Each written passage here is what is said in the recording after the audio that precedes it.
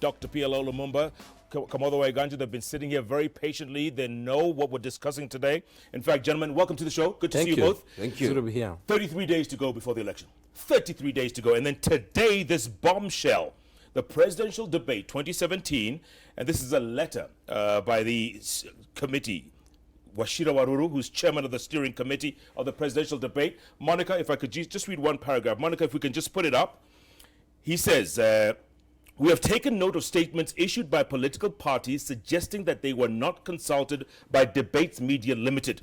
We wish to clarify that members of the steering committee on the presidential debates have been in constant communication with the various campaign teams even before the announcement was made in May. Further, the guidelines, including the format of the debates, were not only communicated to the various campaign teams, but were also published on the broadcast, print, and online platforms of the participating media houses. Last week, all presidential campaign teams were invited for a pre-debate briefing in line with our guidelines. Kamotho Waiganjo, are you surprised at what the two main principals did today? Well, maybe not surprised, because if you look at it from the perspective of the incumbent, you don't want to be in a debate if you can avoid it, because it's always a very difficult place to be, because there are more questions for you, and usually incumbents lose debates. So now, once the incumbent had said no, I am not surprised that his major competitor said no. But the reality is that the country requires these candidates at all levels to debate. And it's not just about the entertainment value of the debate, but it's also because we need to keep demystifying leadership, because ultimately these are people who are seeking employment from Kenyans. It's important for us to hear them often. Most times when politicians speak, they speak to us. It's important when they are questioned. I think the rules of the game need to be clear. Who is asking which questions? Have any questions been leaked to any of them? All those things need to be sorted out. But once that is sorted, I think it's important for that conversation. It is not about changing the voting patterns. I doubt, other than Abdu Badida, I doubt that there's one who lives with any significant change in the voting patterns because of a debate. Right. But I think it's a good culture, and I think it's healthy. Yeah. PLO? I'm not surprised myself. I hold the view, like Waiganjo, that for the incumbent is very difficult because there are many questions that we would want to pose. But yet I also hold the view that we ought to interrogate these individuals, particularly the key participants. There are a number of fringe candidates, but the two individuals ought to be interrogated in a cerebral environment, because your typical political rallies are extravaganzas with a lot of razzmatazz, and they speak at us, but when you are in a controlled environment, we are going to ask you about agriculture, we are going to ask you the difficult questions. And I hope that they will change their minds. In fact, what I would love, after very careful thought, is a direct debate between Honorable Raila Odinga and President Kenyatta, so that we are able to interrogate critical issues that affect this nation. As Waiganjo has said, I don't think that is going to change the voting pattern fundamentally, but I want to hear President Kenyatta talk to me about what he has done in the last 4 years. I want to hear Raila Odinga talk to me about what he intends to do, and also speak to some of the controversial statements that he has made, so that somebody who believes that I am a cerebral voter will be swayed by the manner in which they undertake to deal with those critical issues. Kamotho, PLO mentioned Abdu Badida. He's taken them to court. He's taken Debates Limited to court, and that will be ruled tomorrow. Now, he says, this is what I believe, this debate was going to be divided into two sections. One section for the others, if you will, the unknowns, if you will, and then later on in prime time, the two main contenders. Is that fair? I think it's reasonable. I think let's also recognize that we're not just looking also for entertainment, which is what, if you have 10 people, some of whom obviously will never be president, well, not never be, but won't be president of this, in this election. Because this election is between Honorable Raila Odinga and President Uhuru Kenyatta. The rest of the people, it's good to hear them, but if you bring them on the platform together, it will confuse the issues, because what will become is, it will become a workshop, you know, with everybody having 3 minutes to say something. We want the principal candidates to speak comprehensively on the critical issues. There's another aspect, Jeff, which is important. The supporters of these candidates, there's a lot of tension in the core areas where these supporters come from. It's important to see Uhuru Kenyatta and Raila Odinga in a relaxed environment, conversing with one another and telling Kenyans, this is not a life and death issue. It lowers the temperatures. Kenyans almost think that if these two are in the same room, they'll start clobbering each other because that's what we would want to do. Right. We need to tell people that it's not that bad. These are just Kenyans seeking leadership. Let's hear them. It's not a big deal. They've made mistakes. They have historical questions to answer. It's important that that environment be there. But if you do that when you have 10 people, it completely destroys the ability for us to do that. Yeah, waters it down. That's a very good point. It does, yeah. Very good point. PLO, what if, as Kamotho was saying, the leakage factor, maybe they got some leakage that the people moderating these debates weren't people they were going to be comfortable with. Present company excluded. But what should it matter? If I'm going to be the moderator, you are the moderator, and you are presidential candidate, I don't care whether it's Lucifer himself who is interrogating me or the angel Gabriel, because the issues are clear. We are going to question you on how you are going to deal with corruption. We are going to question you on how you are going to run the economy. You've made promises about education and health. We are going to question you.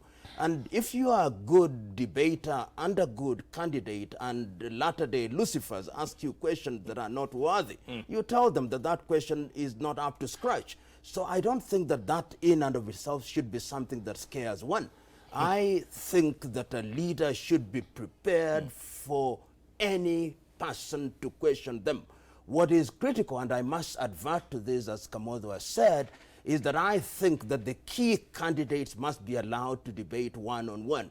Because the others, and I respect them, I respect Ekuru Aukot, I respect Nyaga and every one of them, but the truth is, they are not going to be president during this cycle. Yeah. The country is divided into what I call the Jubilees and the Nasserites. And the representatives of the two formations is Honorable Raila Odinga and His Excellency Uhuru Kenyatta. I would want to see these individuals head to head, adverting to critical issues. So I don't agree with my good friend Abdiba about this idea that all of them should be president and they are asking questions. It's not a high school debate. This is a serious issue about the nation of Kenya and how we are going to deal with Vision 2030, Africa Agenda, Agenda 2063, how we are going to deal with SDGs, how we are going to liberate people from poverty. And the truth be told, I don't have to be a Jewish prophet. The truth is Jubilees, Nasserites. And the leaders are Raila Odinga, Uhuru Kenyatta. Those are the ones that I want to see. Yeah. Trust PLO to add 2 new words to the dictionary. The Nasserites, I heard that Jubilees and Nasserites. All right, real quick before we end this topic. Kamotho, do you hope that by Monday they will have changed their minds at least? You know, just... I hope so, and I think there will be a change of mind. I think both of them desire to be heard by Kenyans. And the truth of the matter is that whereas the debate does not change people's choice about who they'll vote for, I think it does give passion to their support base, and that helps in turning them out. So it is not so much about whether someone who came in to vote for Raila Odinga will now change and vote for Jubilee.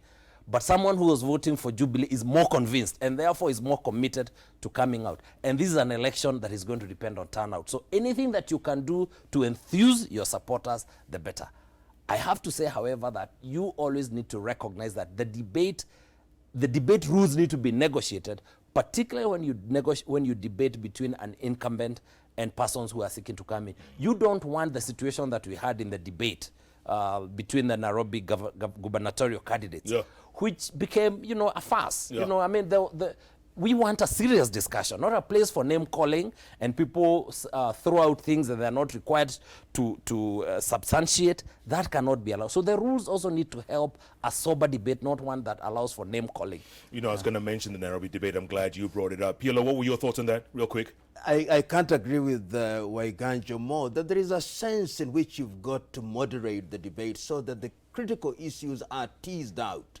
There is a sense in which they did come out, but I I do not like a debate to degenerate into name calling. I want to be told what you are going to do about water in Nairobi, what you are going to do about garbage, and all those other issues can also be dealt with, but in a subtle, cerebral fashion, so that it doesn't degenerate into name calling and people lose sight, as I've said before, of the antelope and chasing the little squirrels, which don't help anybody. Indeed. So I can't agree more that the rules of engagement must be clear, and we must focus on the issues, and that is what Nairobians and Kenyans are concerned about.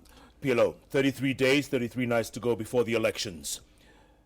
The EU came out and said that there's a high possibility of violence. Was that right for them to come and say that? No, I don't think so. This idea that there'll be a doomsday scenario in Kenya is completely misguided.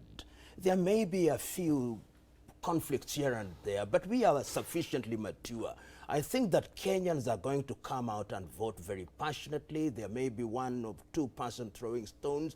Those are tantrums that I expected when you are dealing with the millions. But Kenya will be a going concern on the 9th day of August, and I am not one who is writing Kenya's obituary. And it irritates me when people come into this country, come into African countries, and in a very condescending manner, they parachute in, and then they go out, and they have made judgment after being in Kenya for only a few hours. I think it is insulting, and I think they ought to be told that it's not theirs to say. We can't go into their countries and say that kind of thing, so they've got to be brought to order.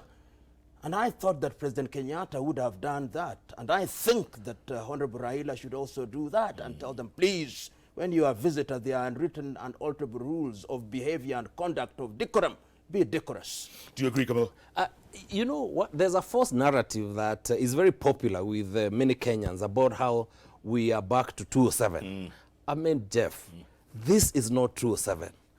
Let me give you 3 examples. In 2007, the opponents then demanded of President Kibaki that he changes the commission and appoints, I think it was replacement commissioners with people appointed through the IPPG format.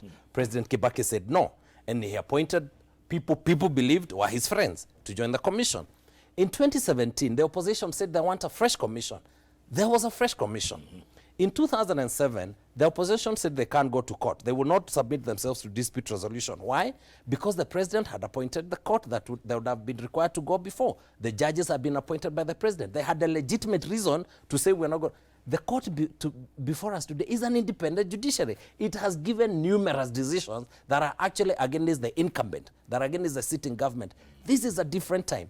In 2007, we had exclusion. The country was divided. It was the days of Siasa Mbaya Maisha Mbaya. In 2017, we haven't gotten there, but clearly there's a lot more inclusion.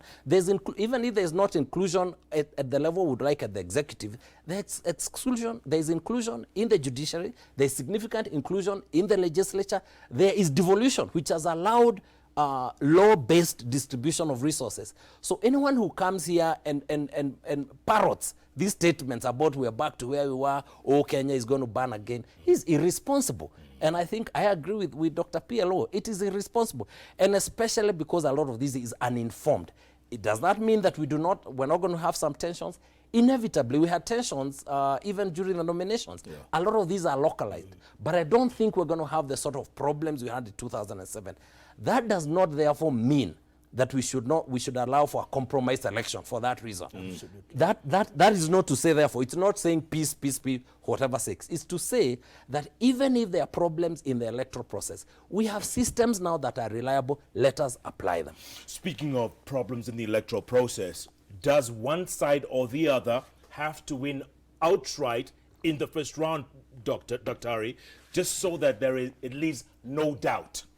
You know, there is a sense in which the rules are very clear. The threshold, the 2 thresholds about 50+1 and 25% in 24 of the counties. Yes. I believe that if one achieves, one side of the political divide achieves that, and it is in an environment where the elections are conducted in a free, transparent, and a fair manner, then wisdom will demand that the other side concedes. So I want to believe that we are dealing with rational human beings who are seeking office for the sake of serving Kenyans, and if they are convinced that it was conducted in a free and proper environment as contemplated by the law, then they will make concessions. And that if there is a situation where none of them achieves the desired threshold, then we'll go for a runoff. That is how I want to believe that we are going to conduct ourselves. And I think that that is the narrative that we should push. This idea that individuals go into a race on the assumption that if we don't win, it is rigged. Or if we don't win, we will not accept it. It must be the case that this is a competition of ideas, and Kenyans will make a decision, and I want to believe that the elections will be conducted in a free atmosphere. And one of the things that is amazing, because of our past experience, the presidential election has almost been pre-litigated in terms of every issue that was thought to stand in the way of transparency and openness has been dealt with by the courts. And I think that that is a good thing. Yeah. So when we come on the 8th, everybody is going to ensure that they have their representatives, people are there, people are going to be vigilant, and those who think that they are going to steal the vote are going to be smoked out. And Kenya is going to be a good place on the 9th. You see, I think I'm not sure there's anything that is going to lead us to a runoff, because we have two major candidates. The other candidates between themselves will be lucky to get 2% of the vote. So in a sense, the election will most probably be determined in the first round. I think one of the things we need to come to terms with as Kenyans is that whoever wins the election is a person that this country has chosen, and that person deserves the opportunity to run the country. You see, Jeff, one of the challenges in this country is that we have defined our politics in extremis, you know, in its extreme, so that you go to places which are jubilated, and it's almost like Raila Odinga is the devil incarnate, is evil. We cannot dare have the country under the hands of this man. That is wrong. I mean, Honorable Raila Odinga is a decent human being. He's a person who this country owes a gift of gratitude. He has paid a personal price to be where for Kenya to be where it is. You know, and if he wins the elections on 9th of August, this country will not come to an end. You know, this country will continue. Same with his opposer, President Uhuru Kenyatta.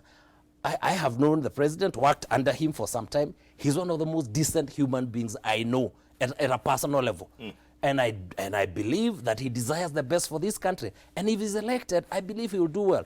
And I think we need to speak that to both sides of the political divide and their supporters and say these are decent Kenyans who deserve leadership. Let us listen to their policies, and when they win, they'll actually take this country to another level. This demonizing where we act like it is either or is unacceptable, and it's not healthy. And makes that point you made earlier on, being seen together in a room debating will calm those fears as well. Even when, let me tell you, you know, even when President Uhuru Kenyatta calls Raila Odinga at a function and calls him, Tinga, my brother, yes, that brings down tensions, because he says to Kenyans, this thing is not as big as we think. You know, the reality is these are people seeking leadership. And at the end of the day, this country will continue. Remember that the time when the presidency determined everything are gone. The truth of the matter is we are now a country ruled a lot by law. A lot of us in the elite don't like to tell Kenyans that, because we are competing for that little space at the top.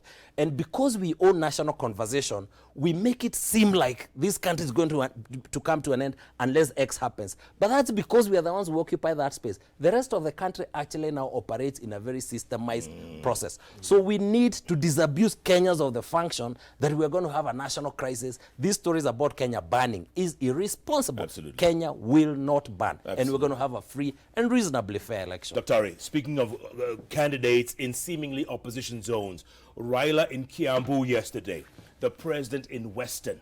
Look at the crowds. That is a good thing. What we are beginning to demonstrate, and we've got to give credit to the electorate who turn up and are very good-natured.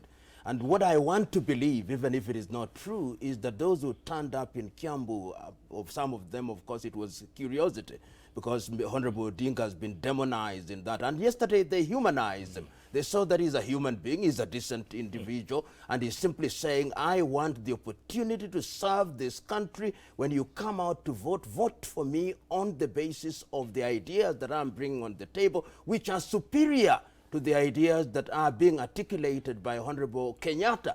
And when Honorable Kenyatta went to Western, he's saying, I've tried to serve a little successes, some failures which he doesn't admit, but a little successes.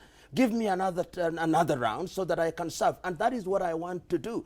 I would want to see Honorable Kenyatta in my rural home in Usenge, in Siaya, articulating his issues. Nobody's going to stone him. We want to hear him. Let him tell us what he's going to do about fish.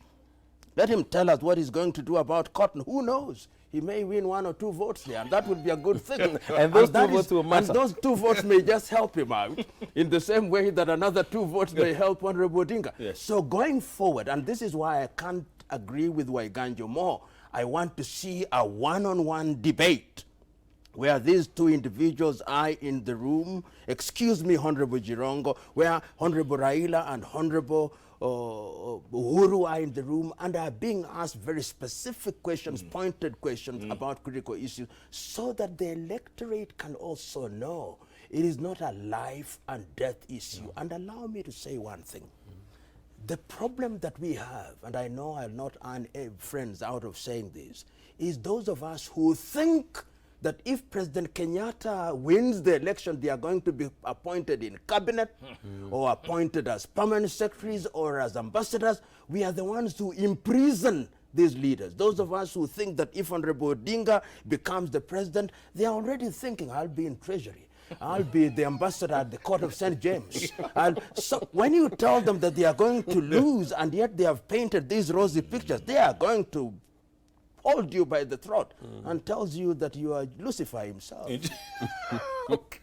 Good point. Both of you mentioned crowds, and the crowds have been massive for both candidates. It almost looks like it's the same crowd, but with different T-shirts and caps. Come on, I think part of it is a sad story, because it also says that we have a large populations of Kenyans that are fairly idle. And so it's something to be, it's good that Kenyans are politically active, but sometimes I wish, particularly in the agricultural areas, I wish sometimes you'd go and you find that there are no people turning up, they're out there farming. But having said that, I think remember that a lot of this is also done to intimidate your rivals. This election is going to be about turnout and about how you're able to encourage your team to, and part of the reason that people turn out is the feeling that they are winning. They can see this thing is in the bag. So they actually do that. There's an excitement about that. So those numbers are also part of political theater and part of political activism. It's how you get votes. But I do hope that we will move away from defining our politics purely through those platforms, because those platforms are like the church. You just go and speak and you go home. Nobody questions you. Nobody asks anything. Nobody reminds you that this is what you have said in the many years you've been in government, and why were you not able to deliver that time? So those questions are not asked of you. What I hope is we'll have more opportunities, even if you're having the sort of formats of town halls, where you actually sit and people, their exchange of views, even if it's not in the sort of debate that we're talking about. Yeah. One wants to encourage a lot more of those town halls where you have smaller groups and people actually, are judged on the basis of issues that they have been, asked about. Absolutely. PLO, do you agree with that? I can't agree more that going forward, we've got to have crowds that engage the political leadership. The politicians that we have, sometimes I think they have great contempt for the electorate. They come and promise that they will build bridges where there is no river. They'll create ice out of fire. And they tell us they are going to do all these things. When I hear some of what I call platform position, they can get away with it. But if they were in a town hall setting, they would be asked, you are telling us, and this is one of the things that they are saying, they are telling us they are going to give us free secondary education. First of all, it must be made known to Kenyans that there is nothing free. everything is paid for by the taxpayer. Somebody pays. There is no free health care. There is no free maternity. There is no free primary education. It is not free. Somebody will pay for it. And we want to tell them, don't use the word free. Say that it will be financed by the taxpayer, and the individual, therefore, will not make a direct contribution. And these cannot be articulated at a public rally. They can only be articulated at a debate or at a town hall meeting. So going forward, when we mature, and I hope sooner rather than later, we will have those forums, and these individuals will think twice before they make some of the promises that they are making. In fact, that's how you notice. If you compare the NASA manifesto and the Jubilee manifesto, you recognize that Jubilee's manifesto is very cautious. And you know why? Because they overpromised in 2013. And I think you notice that the promises now are a little more cautious. And they're a lot more informed by reality. Because if you look at, for example, one of the contradictions of the NASA manifesto, and I'm talking about the one with the program of action. Because there's too many There's two manifestos. Yeah. They are sort of related, but one has a program, an implementation plan. Is that it promises to reduce the national debt, but it promises a significant number of projects. And you think to yourself, where are you going to get the funds to do those projects? You'll either have to tax people more or borrow. That is what Jubilee did. When Jubilee promised the amount of roads they were going to construct, the SGR, you realize you have only two sources of revenue. You either tax people who are already struggling, or you borrow. And so in a sense, the problem with governance is that you cannot be as ambitious if you know that you're going to be held accountable to deliver on those promises, because a lot of those things are contradictions. The advantage of town hall debates is that they are not like manifestos. You have to be able to justify what you are saying. And even when you present a manifesto, people will even ask you to cost it and to say, this is what we have promised, this is how we're going to pay for it. Even the debate about what is free. When you talk about free secondary education, what are you talking about? Those details will never be found in public rallies and in manifestos. You need environments where people are questioned. That way we hold you accountable. When you come back next time and you have failed, we're able to say you did not deliver on the specifics that you promised. You can't do that in a public line. Yeah. One thing they do real well in public rallies is dance. Which I find, I know, and I've said this and I repeat it again. We Africans have danced for too long. We had better stop dancing and begin thinking and acting in the right. This is not an extravaganza. This is not a show. This is not Mbilia Bell. Let us leave that to Who's in town, by the way? Let's leave that to Mbilia Bell. Yeah. What I want to see is that my prospective leaders across the political divide are on a podium and are articulating issues in a manner that promises delivery. I want to hear them on agriculture. When I hear them talking about doing so many things, I want to hear them telling, how are you going to do it when Zoya is collapsing, when Barclays Bank is closing its branches, when Nakumat is going, when Uchumi is going, when 30 hotels are closing in Mombasa, when Yana is moving to India. I want to hear, with a thinning tax base, how are you going to engage in this? Is it abracadabra voodoo economics that you are articulating to us? And when you dance, what you do is that you appeal to the emotions of the electorate, is demagoguery. And I think that countries such as ours require very careful thinking. The people ought to see their leader serious. Yeah. The people ought to see their leader. Amongst the Baganda, and I've said this before, the Kabaka does not dance. The Kabaka is serious. The Kabaka is regal. Our leaders must be regal without being alienated. Yeah. You've danced for too long. You know, PLO would never have the sorts of crowds that those dances pull. Yes. You know, and those dances are meant to, to attract the crowds. Right. But I think the reality is that one of the challenges, and I hate to say this, when I watched the Nairobi gubernatorial debate, I was left with a very sad feeling. I thought, this is, Nairobi is the tech capital of the two-thirds world. We are the 50 cities you must attend by CNN. And this is what we're going to have to choose from. And I think we must allow more opportunities for us to be able to see the sorts of leaders that we are electing as they pronounce themselves on issues. When we leave it to the podiums and the rallies, you know, the big rallies, we never actually get to realize that people have not interrogated a lot of the issues that they talk about a lot. And because they have not interrogated them, and because of where we place leadership in this country, we believe our leaders know everything. We never question them, even when they take us to the wrong direction. Because they've never reflected on these issues, the country can actually collapse as they take us in that direction. Yeah. We must look for more opportunities to interrogate our leaders long before we even get to the vote. Because right now, we are caught up in a situation in Nairobi where I believe most Nairobi voters are struggling with whether they are going to vote at all. Yeah. Because we have a problem across the board. And I think we can't afford that as we go forward at different levels. Yeah, you know why? Because they say be careful what you wish for, you may just get it. Absolutely. Gentlemen, let's take a break, come back, and let's stretch out. Let's go across the country. Kisumu County, Migori, Homa Bay, Kirinyaga, Mombasa even, Machakos. There's some battleground states. There's going to be some heavy, heavy fights out there. It's going to be interesting to see. I told you these gentlemen were brilliant. Listen to the articulation. Jubilites and Nasserites. You can't make this stuff up. Keep tweeting at Kamotho Waiganjo, at Koinange Jeff, at Citizen TV Kenya. Hashtag is JK Live. Monica, do you have any new number? Oh, look at this. Was it right for the two principals to opt out of the presidential debate? 50-50. Down the middle. Keep tweeting. JKL takes a break. We'll be back in a moment.